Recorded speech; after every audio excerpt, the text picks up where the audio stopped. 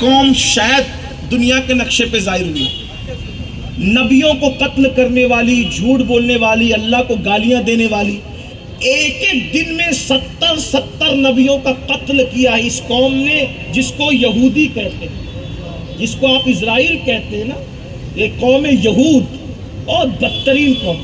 اگر آج ہی کسی کو ستا رہی تو ان کی کوئی نئی تاریخ نہیں ہے، یہ بڑی جو اپنے نبیوں کو قتل کر دے، جو نبی کی ماں پر زنا کا الزام لگائے، یہ وہ قوم ہے۔ آپ کیا سمجھ، اور انہی کے پیچھے آپ چل رہے ہو۔ یہ آپ جو میوزک، گانا، سٹا، جوا، شراب، یہ کس کا؟ انہی کا دیا ہوا ہے، یہ انہی کی مہربانیاں ہیں۔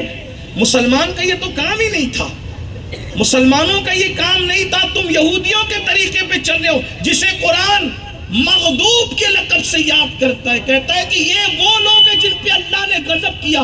پورے قرآن میں سب سے زیادہ اگر کسی قوم کے عیب اللہ نے بیان فرمائے ہیں تو وہ قوم یہود ہے، اور ہم انہی کے راستے میں چلے، ورنہ مسلمان ایسے نہیں تھے۔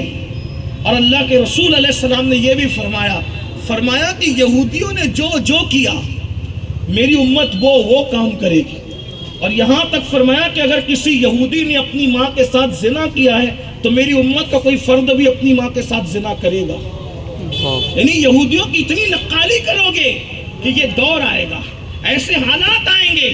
مسلمانوں اپنے بچوں کو یہودیوں سے آگاہ کرو، نصارہ سے آگاہ کرو، مشرکین کے شر سے آگاہ کرو، دین پر جیو، دین پر، اس لیے کہ دین سب کچھ ہے۔ اور یاد رکھنا، یہ جو دماغ میں شیطانی وسوسہ ہے کہ مسلمان ہے اس لیے ترقی نہیں ہوتی، دین پر اس لیے ترقی نہیں ہوتی، نادان، دین تجھے ترقی سے روکنے نہیں آیا تھا۔ ورنہ دیکھ، عرب کے سیرا نشینوں نے جب دین کا دامن پکڑا تو اسی دین کے دامن نے انہیں کیسر و کسریٰ کا تاجدار بنا دیا۔ دین کی وجہ سے ترقی نہیں رکی، سچے دیندار نہیں ہو اسی لیے ترقی رکی ہے۔ سچے دیندار بن کے دیکھو پھر کیا ترقی ہوتی ہے، دیکھنا۔ تو کہتے ہیں کہ یہودیوں کی بستی تھی، اور عشق جو ہے، عشق کسی کی میراث نہیں۔ ایسا نہیں ہوتا کہ عاشق کا بیٹا بھی عاشق ہو، ایسا نہیں ہوتا کہ عاشق کا بیٹا بھی عاشق ہو۔ باپ عاشق ہوتا ہے، سعد ابن ابی وقاص، اور بیٹا غدار عمرو بن سعد ہے نا۔ تاریخ میں اس کے دو نام آئے، دو طرح سے، عمرو بن سعد بھی پڑھا گیا اور عمر بن سعد بھی پڑھا گیا، ٹھیک۔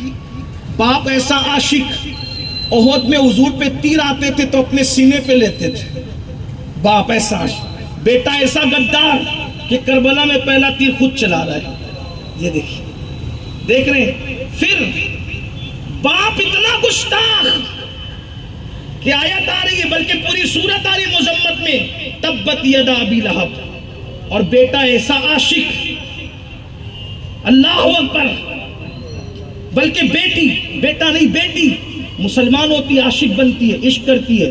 باپ گستاخ غدار ابو جہل، بیٹا عاشق اکرمہ ابن ابو جہل۔ تو یہ میراث میں نہیں ملتا، عشق وراثت میں نہیں ملتا۔ اللہ جس کے جنتی ہونے کا فیصلہ کر لیتا ہے اسے دولت عشق سے مالا مال فرما دیتا ہے۔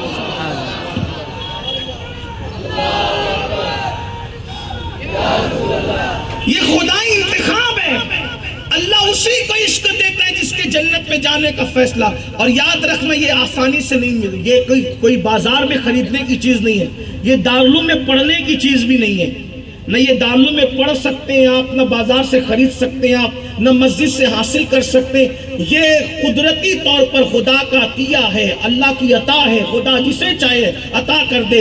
کوئی جنگل میں بیٹھے ہوئے کو بھی عشق مل جاتا ہے۔